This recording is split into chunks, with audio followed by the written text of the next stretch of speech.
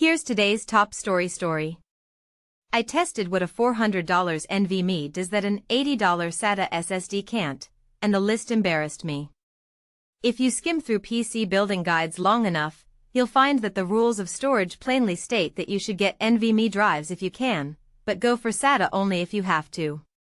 At this point, it has become standard practice to the point that a build isn't even considered complete without a populated M.2 slot.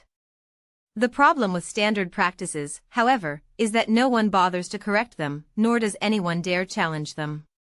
And in a storage economy that's as volatile as the one we are witnessing right now, this assumption can delay builds or hurt wallets.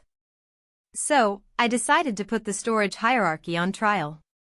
A few weeks ago, I ran my OS from a 2.5-inch SATA drive, timed it, gamed on it, and hunted for the specific moments where it was supposed to feel like a downgrade.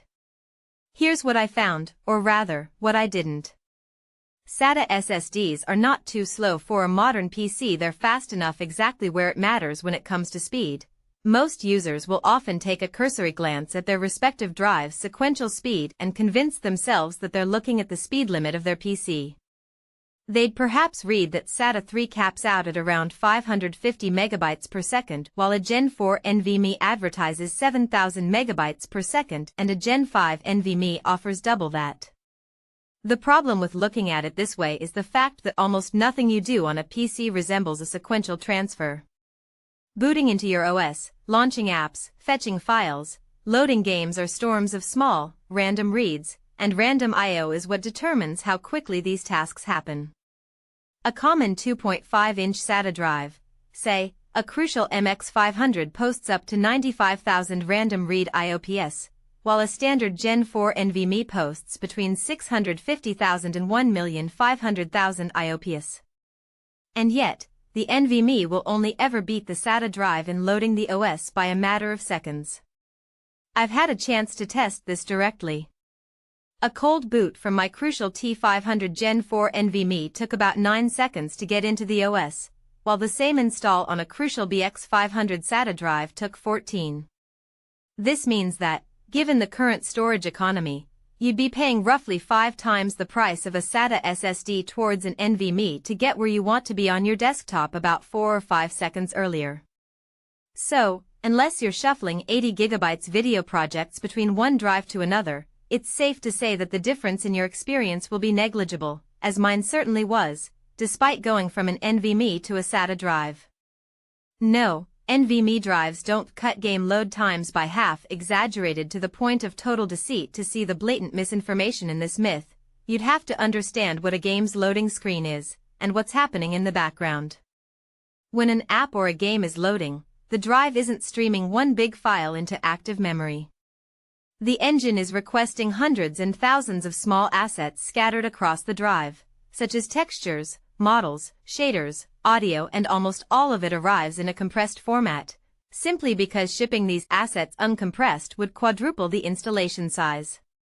Each of these assets must be decompressed by the CPU before it becomes usable, then unpacked into the system memory and VRAM in the right order. The drive only ever dictates the pace of the first leg of this relay race.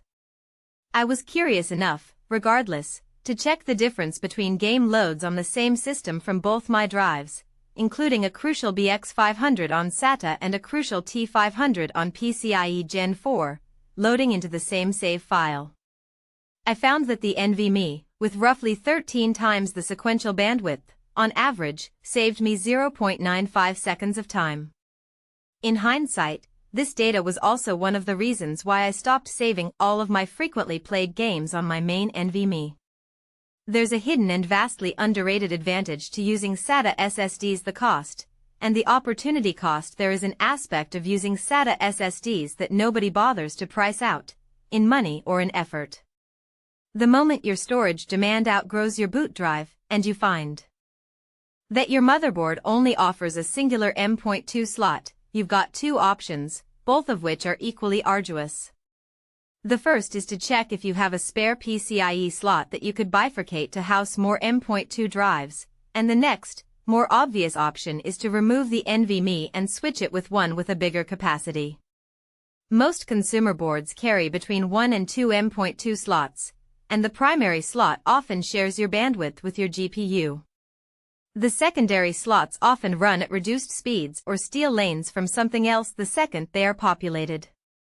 Either way, you're either spending on another NVMe or an NVMe with an expansion card. SATA situation is quite the opposite of this. Virtually every board ships with 4 or 6 SATA ports, and populating one is essentially a plug-and-play experience. You find a SATA port, and pick one of the dozen SATA power connectors running through your PSU that you probably weren't using anyway, hook them up to the drive, and you're good to go. At current retail prices, the same terabyte on a SATA the third drive will set you back $81 versus $370, $400 over a Gen 4 NVMe. If price to performance was ever a concern, SATA 3 makes an undeniable argument here. NVMe pricing doesn't make sense, but SATA isn't a compromise. It'll only take a quick trip to Amazon or Newegg for you to find that NVMe SSD prices are daylight robbery at the moment.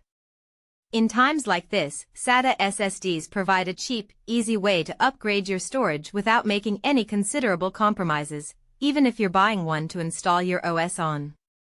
It's worth noting that the average user won't notice much friction in their workflow if all they wish to do is browse, use Microsoft Office, indulge in gaming, or browse. For anything related to video editing, rendering, or otherwise involving large file transfers, though, NVMe drives are still non-negotiable, and the best bet is to perhaps look at flash sales and OEM bundles at the moment. Crucial BX500 storage capacity, 1 TB, sequential read, 540 megabits per second. Ever wonder why your phone responds faster than your computer? It's because your phone runs on flash memory. Add flash to your laptop or desktop computer with the Crucial BX500 SSD, the easiest way to get all the speed of a new computer without the price.